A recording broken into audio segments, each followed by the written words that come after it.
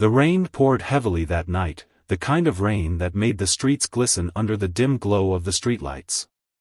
A man walked briskly, his hood pulled up to shield himself from the downpour. He was just trying to get home after a long day. He had no idea his life was about to change forever. As he turned the corner, flashing blue and red lights lit up the dark alley. 2 police cars screeched to a halt, blocking his path.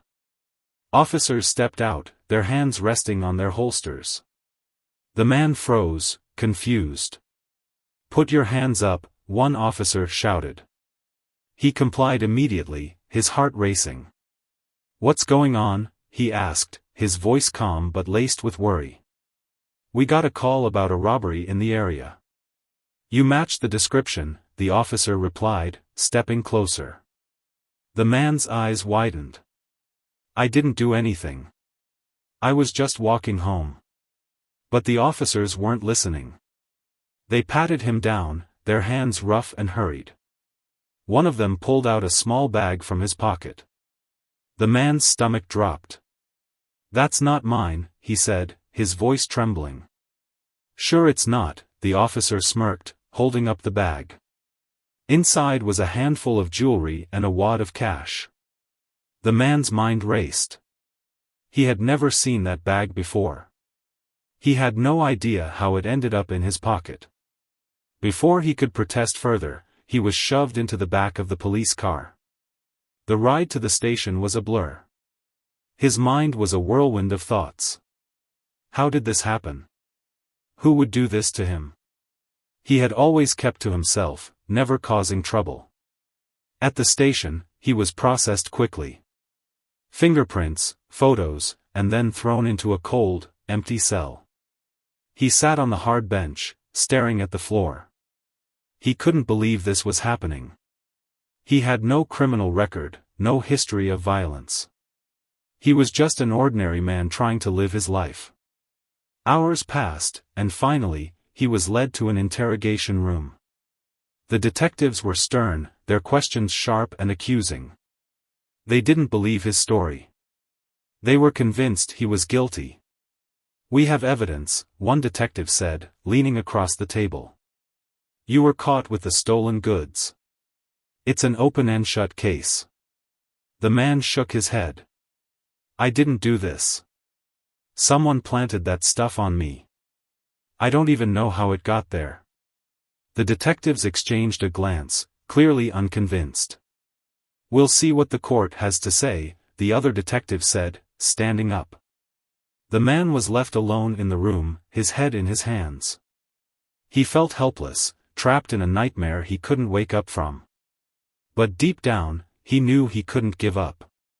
He had to fight. He had to prove his innocence. Little did he know, this was just the beginning of a battle that would uncover secrets he had buried long ago. Secrets that would shock everyone, including himself. The courtroom was packed. News of the case had spread quickly, and the media was buzzing. The man sat at the defense table, his hands clasped tightly in front of him. He wore a simple suit, his face calm but his eyes betraying the storm of emotions inside. The weight of the accusations pressed down on him, but he refused to let it break him. He knew the truth, and he was determined to make sure it came out. The prosecutor stood up, addressing the jury with confidence. He painted a picture of a calculated criminal, a man who had allegedly robbed a high-end jewelry store and tried to flee the scene. The evidence seemed solid, the bag of stolen goods found in the man's pocket, the eyewitness who claimed to have seen someone matching his description near the store. It was a compelling narrative, one designed to convince the jury of his guilt. When it was the defense's turn, the man's lawyer stood up. She was a sharp, no-nonsense attorney who had taken on his case pro bono after hearing his story. She began by pointing out the inconsistencies in the prosecution's case. The eyewitness had only seen the suspect from a distance, in the rain, and couldn't be certain it was him.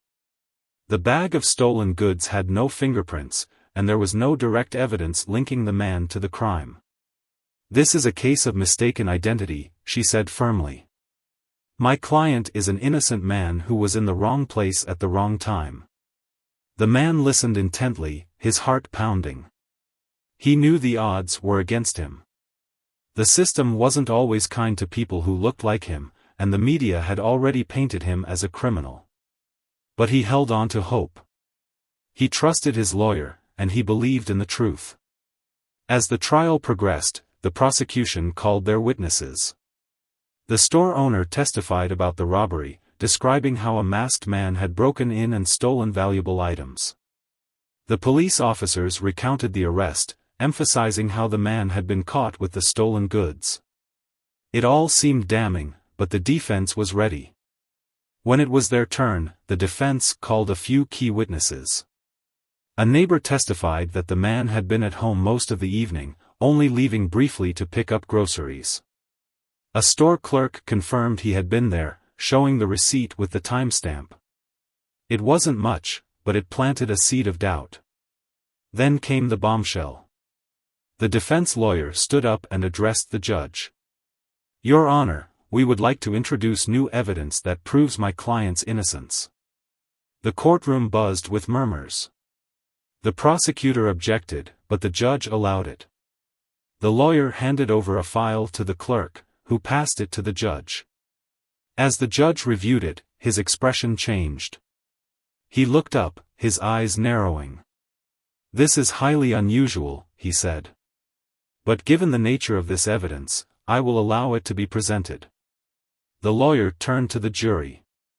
"What you're about to hear will change everything. My client is not who he appears to be. He has been living under an assumed identity for years, but not for the reasons you might think." She paused, letting the words sink in. The man's heart raced. He had kept his secret buried for so long, but now it was about to come out. He wasn't sure if it would save him or destroy him. The lawyer continued. "My client is not a criminal. He is a former CIA operative who was placed in witness protection after a high-profile mission went wrong. The evidence planted on him was part of a larger conspiracy to silence him." The courtroom erupted in gasps and whispers. The judge banged his gavel, calling for order. The man sat frozen, his mind racing. He had never wanted this part of his life to resurface, but now he had no choice. The prosecutor was on his feet, objecting vehemently. "This is outrageous. There's no proof of any of this." The defense lawyer calmly handed over another file. "Your Honor, this includes classified documents that confirm my client's identity and the threats against him. We request that the court review them in private." The judge took the file, his expression grave. He called for a recess, leaving the courtroom in chaos. As the man was led out, he felt a mix of relief and dread. The truth was out, but he had no idea what it would mean for him. Would it be enough to prove his innocence? Or would it only make things worse? The trial was far from over, and the stakes had just gotten much higher. The recess felt like an eternity. The man sat in a small room, his lawyer by his side. She tried to reassure him, but he could tell she was just as anxious as he was. The classified documents had been a last resort, a gamble they had hoped they wouldn't have to take. When the court reconvened, the judge's expression was unreadable. He addressed the room in a stern voice. "After reviewing the evidence presented by the defense, I have determined that it is credible and relevant to this case.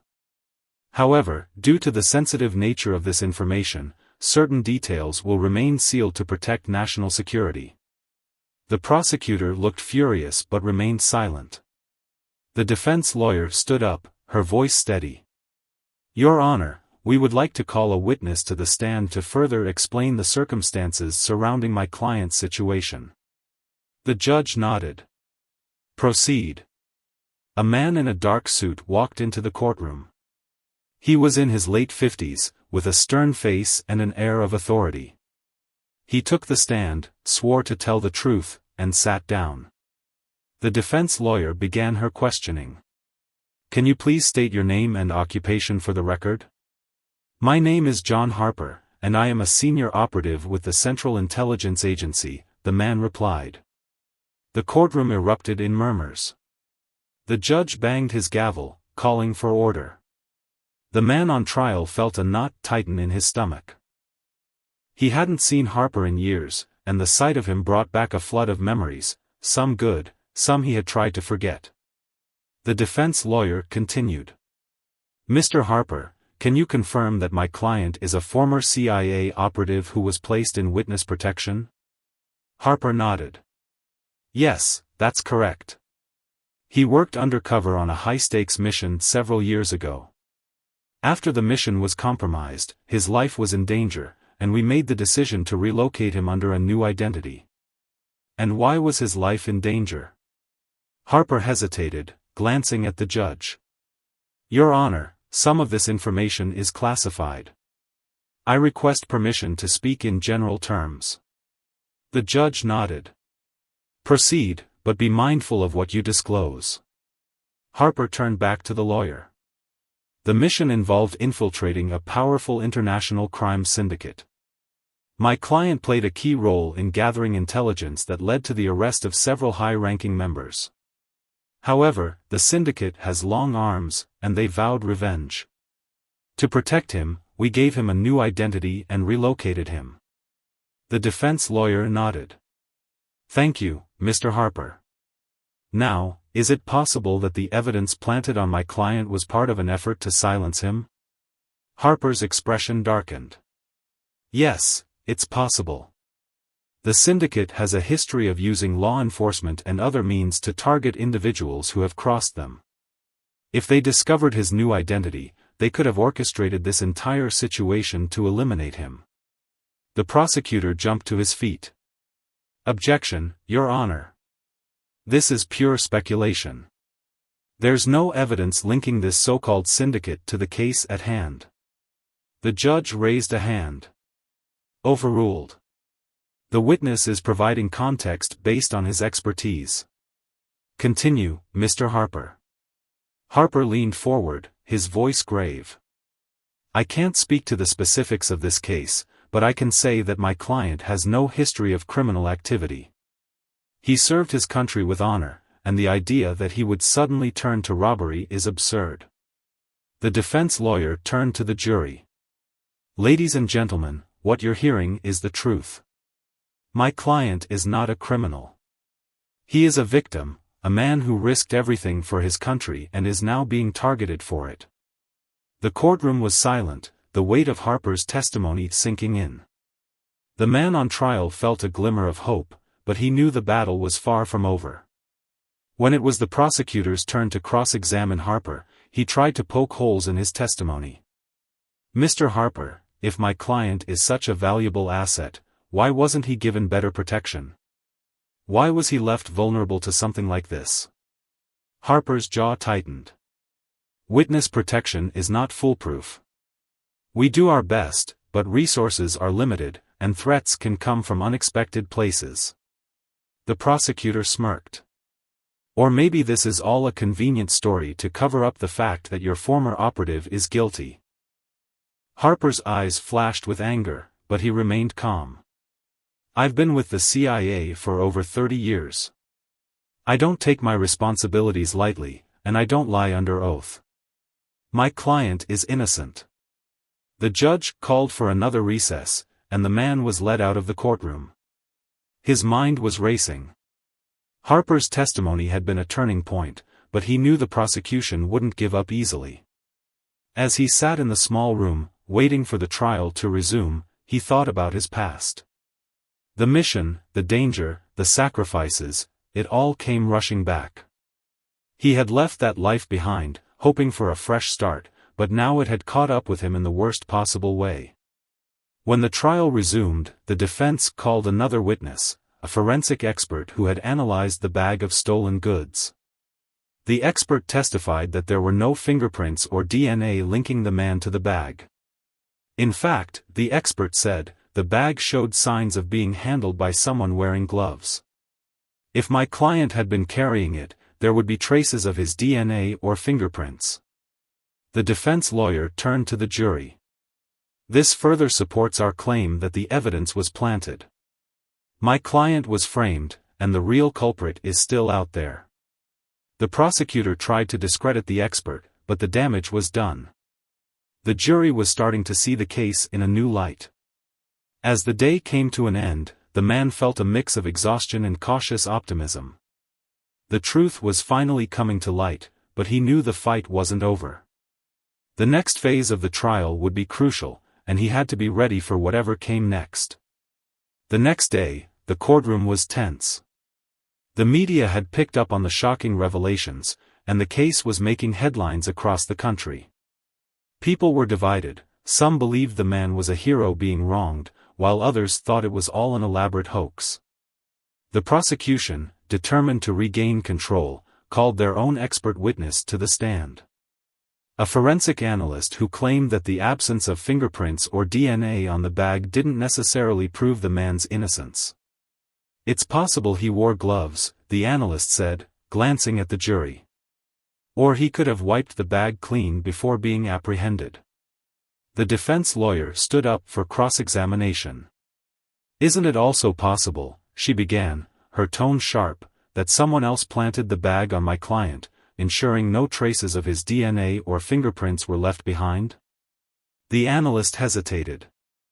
I suppose that's possible, but nothing, the lawyer interrupted. The fact remains that there's no physical evidence linking my client to this crime. All you have is speculation. The prosecutor objected, but the damage was done. The jury was beginning to see the cracks in the prosecution's case. Next, the defense called a surprise witness, a former police officer who had retired under mysterious circumstances. The man, now in his late 40s, took the stand with a solemn expression. Can you state your name and your connection to this case? The defense lawyer asked. My name is Daniel Carter. I used to work for the same police department that arrested your client. I retired 2 years ago after I discovered evidence of corruption within the department. The courtroom buzzed with murmurs. The judge banged his gavel, calling for order. What kind of corruption? The lawyer pressed. Carter took a deep breath. I found evidence that certain officers were working with outside organizations, criminal syndicates, to be specific. They would plant evidence, falsify reports, and target individuals who were seen as threats to these organizations. The prosecutor jumped to his feet. Objection, Your Honor. This is irrelevant and inflammatory. The judge raised a hand. Overruled. Continue, Mr. Carter. Carter leaned forward, his voice steady. I tried to report what I found, but I was shut down. My superiors warned me to drop it, and when I didn't, I was forced into early retirement. I believe your client is a victim of the same system I tried to expose. The defense lawyer turned to the jury. Ladies and gentlemen, this is not just a case about a robbery. This is about a man who was targeted because of his past, a man who stood up to powerful criminals and is now paying the price. The prosecutor, visibly frustrated, tried to discredit Carter during cross-examination. Isn't it true, Mr. Carter, that you were forced to retire because of your own misconduct? Carter's jaw tightened. That's what they want you to believe. But the truth is, I was pushed out because I refused to stay silent about the corruption I witnessed. The prosecutor sneered. And yet, you have no proof of these allegations, do you? Carter hesitated. Not on me, no. But the proof exists. It's buried in files that were never supposed to see the light of day. The exchange left the jury visibly unsettled. The man on trial felt a flicker of hope. Carter's testimony had added another layer to the story, one that painted a picture of a system rigged against him. As the day wore on, the defense continued to chip away at the prosecution's case. They called a cybersecurity expert who testified that the man's phone records showed no activity near the jewelry store at the time of the robbery. They also presented surveillance footage from a nearby gas station, showing the man filling up his car miles away from the crime scene. The prosecutor tried to argue that the footage could have been doctored, but the defense lawyer shut him down. There's no evidence of tampering, and the timestamp matches my client's alibi. The prosecution's case is built on assumptions, not facts. By the end of the day, the mood in the courtroom had shifted. The jury, once skeptical, now seemed to be leaning toward doubt. The man on trial felt a glimmer of hope, but he knew the fight wasn't over. That evening, as he sat in his cell, he thought about everything that had happened. The trial had brought his past crashing into his present, forcing him to confront memories he had tried to bury.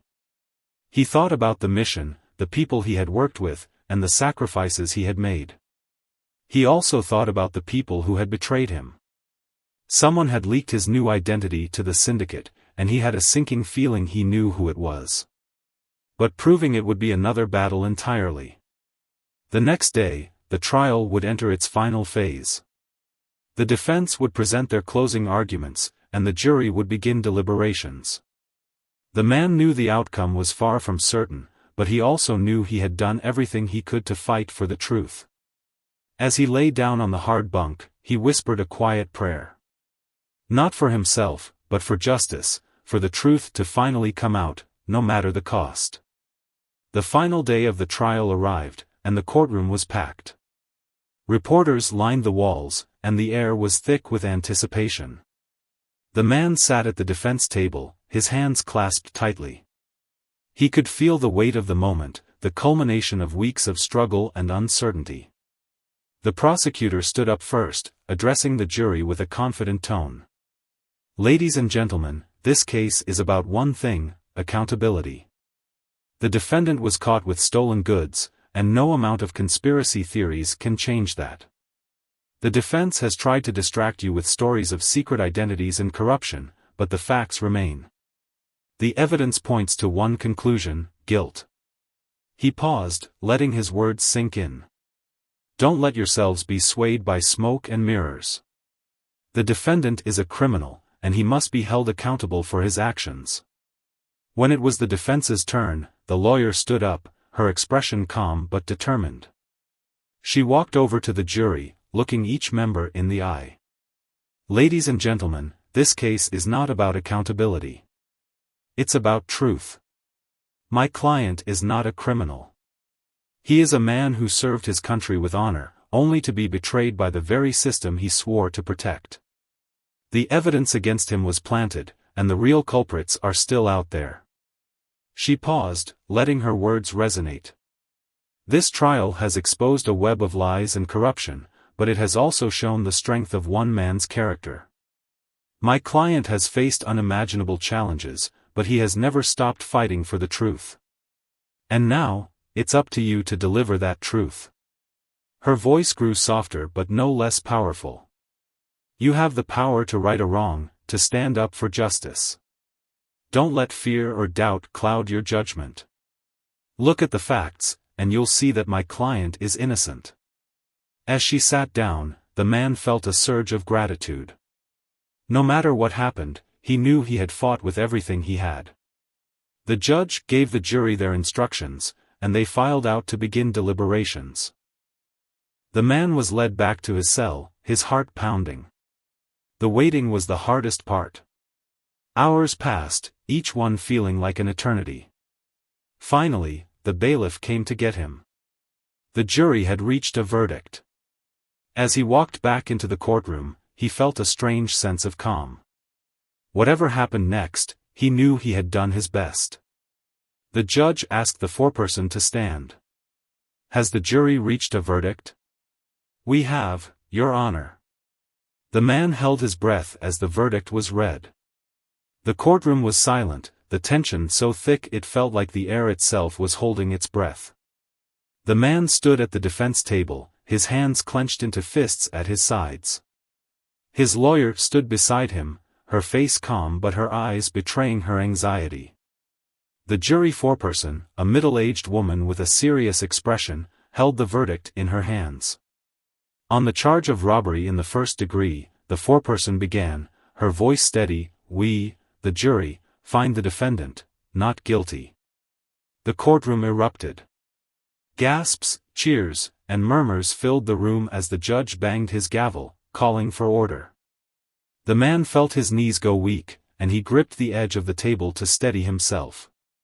Not guilty. The words echoed in his mind, a wave of relief crashing over him. His lawyer turned to him, a smile breaking across her face. "We did it," she said, her voice barely above a whisper. But the man didn't feel like celebrating. Not yet. The verdict was a victory, but it didn't erase the months of fear, the betrayal, or the danger that still loomed over him. He knew this wasn't over. The judge dismissed the jury and addressed the courtroom. "This case has been highly unusual, to say the least.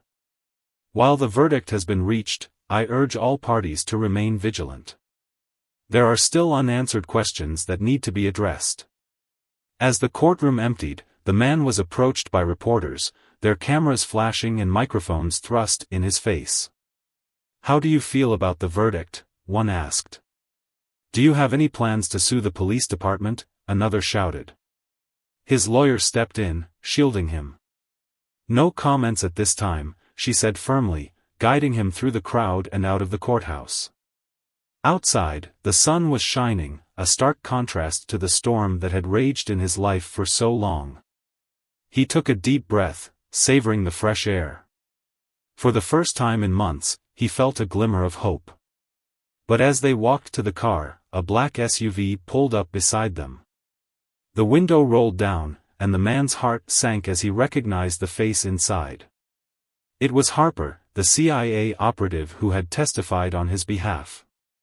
"We need to talk," Harper said, his tone urgent. The man exchanged a glance with his lawyer. She nodded, though her expression was wary. "Be careful," she said.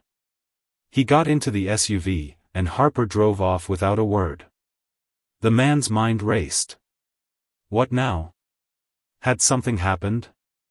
Was he still in danger? Harper broke the silence. "The verdict was a win, but it's not the end. The syndicate knows you're out there, and they're not going to stop until they silence you." The man clenched his fists. "I figured as much. What do we do now?" Harper glanced at him.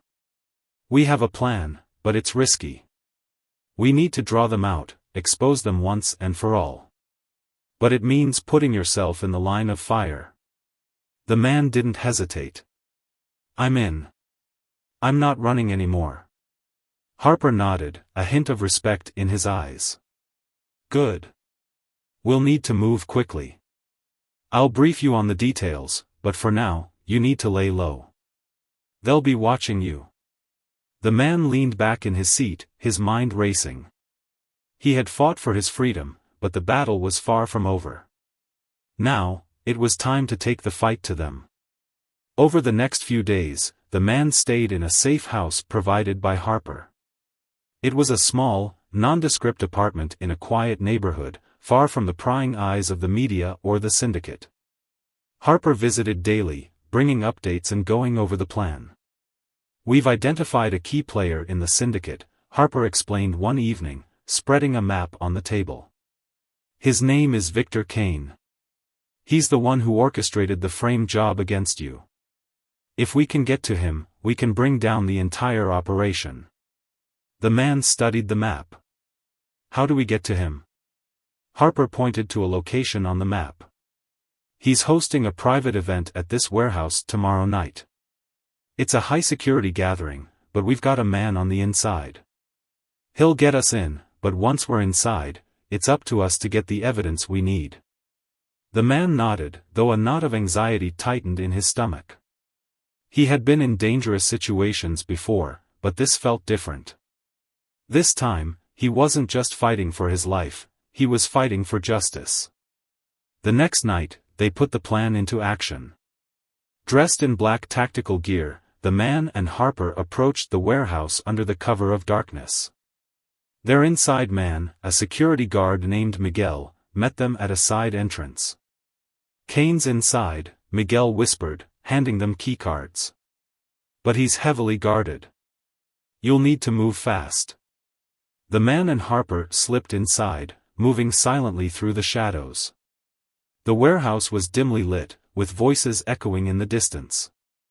They followed the sound, eventually reaching a large room where Kane was holding court. Kane was a tall, imposing figure with a cold, calculating demeanor. He stood at the center of the room, surrounded by armed guards and a group of well-dressed individuals. The man recognized some of them, high-ranking members of the syndicate. Harper signaled for the man to stay back as he set up a small recording device. "We need proof," Harper whispered. "Once we have it, we can bring them down." But as they watched, something went wrong. One of the guards spotted them and raised the alarm. "Intruders," he shouted, drawing his weapon. Chaos erupted. Harper grabbed the man's arm. "We need to go, now." They ran, bullets whizzing past them as they dodged through the maze of the warehouse. The man's heart pounded as he followed Harper, his instincts kicking in. They reached the exit, but Kane's men were close behind. "Get in the car," Harper shouted, tossing him the keys. The man jumped into the driver's seat, starting the engine as Harper climbed in beside him. They sped off, the sound of gunfire fading behind them. As they drove, the man glanced at Harper. "Did we get it?" Harper held up the recording device, a grim smile on his face. "We got it. Now, we just need to make sure it gets into the right hands." The man nodded, his grip tightening on the steering wheel. They had taken a huge risk, but it had paid off. Now, it was time to finish what they had started. The next morning, the man and Harper met with a team of federal agents. They handed over the recording, along with a detailed report of everything they had uncovered. The agents were stunned but grateful. "This is exactly what we needed," one of them said. "With this, we can finally take down Kane and the entire syndicate." The man felt a surge of relief, but it was short-lived. Harper pulled him aside. "You know this isn't over, right? Kane's not going to go down without a fight." The man nodded. "I know. But I'm ready." Over the next few days, the authorities moved quickly. Raids were conducted, arrests were made, and the syndicate's operations were dismantled. Kane was captured trying to flee the country, and the evidence against him was overwhelming. The man watched it all unfold from a distance, his identity still protected. He knew his life would never be the same, but for the first time in years, he felt a sense of peace. Harper approached him one final time. "You did good," he said, extending a hand. "You've got a second chance now. Don't waste it." The man shook his hand, a small smile on his face. "I won't." As Harper walked away, the man looked out at the horizon, the sun rising over a new day. He had been through hell, but he had come out stronger. The fight was over, and he was finally free. But as he turned to walk away, he knew one thing for certain: he would never stop fighting for the truth.